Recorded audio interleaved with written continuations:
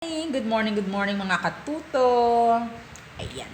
So, i-report ko lang. Oo, kahapon po ay nagpinoy henyo kami. Oo, practice lang. Practice lang daw, sabi nung aking mga chuti doon sa bahay.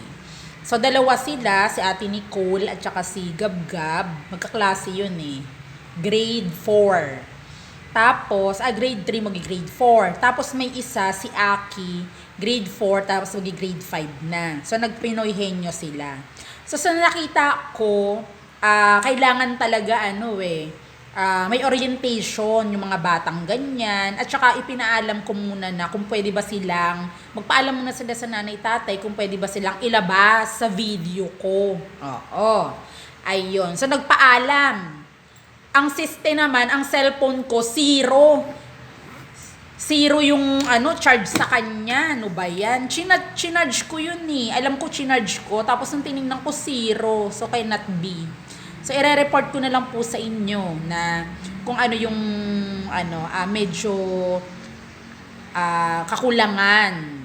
Oo. So, ang natin, ganito po.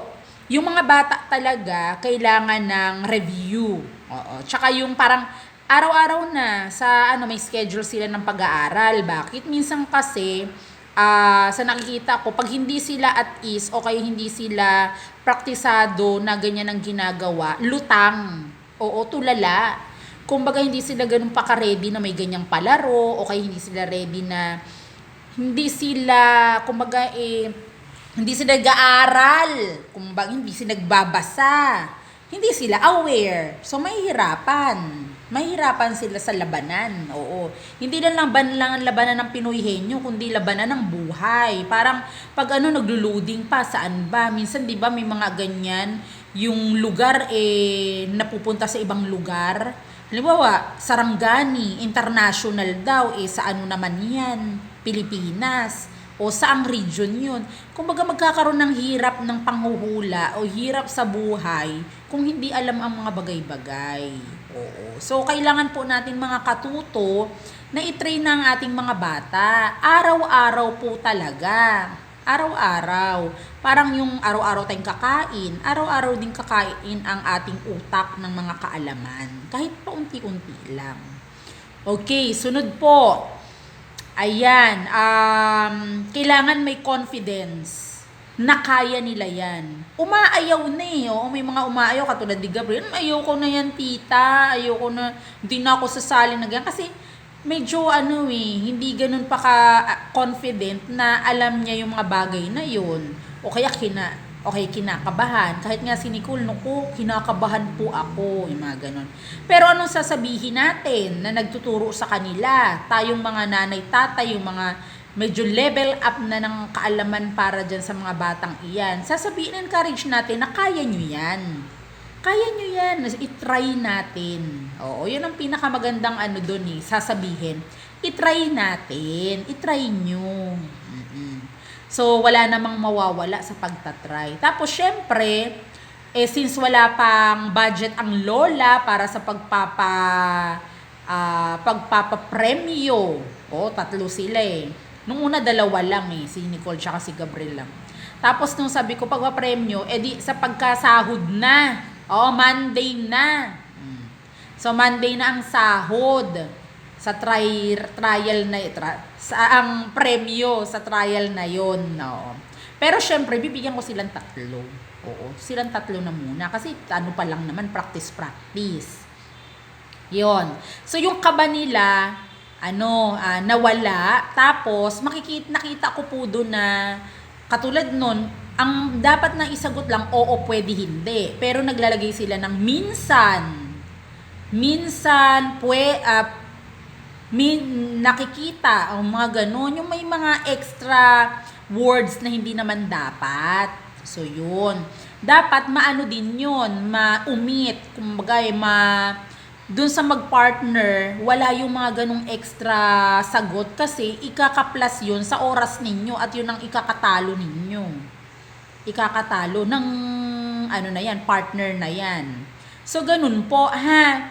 Ngayon, meron na akong mga spot, mga places na pwedeng nakapagpapinoy henyo. Ano po yun? Isa, citrus.